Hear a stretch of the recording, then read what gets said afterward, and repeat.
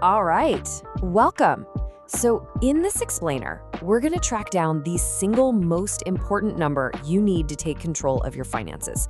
Seriously, this one number, it's the foundation for everything else. I mean, think about it for a second.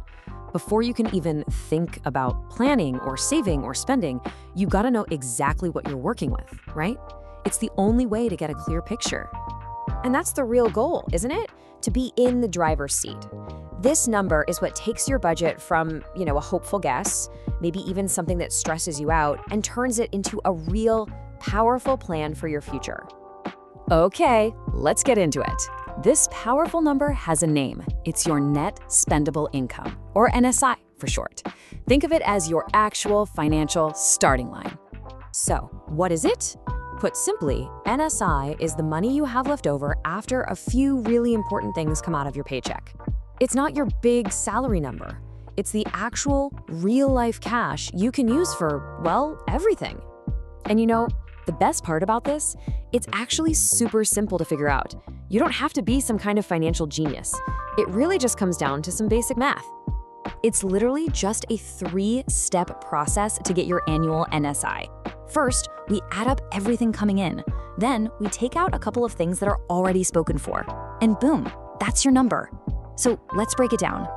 Okay, step 1, find your gross income. This is the big kahuna, the total of every single dollar that comes your way in a year. And I mean everything.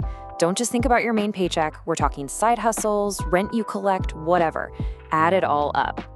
So here it is, the core formula. You take that big gross income number, you subtract what you pay in taxes, and then you subtract anything you give regularly, like a tithe. What's left over? That's your net spendable income. This little equation is the key to everything. Okay, let's make this super clear with a quick example.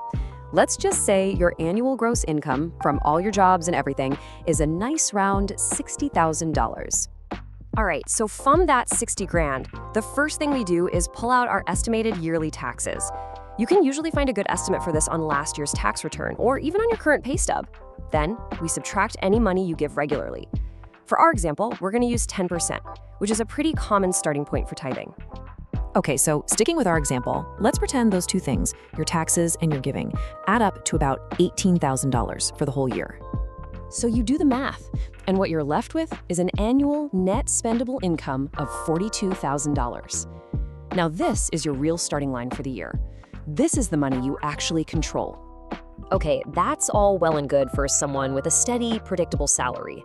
But what if your income is all over the place? Maybe you're a freelancer or you work on commission. Don't worry, there's a plan for you too. You've basically got 2 great options here.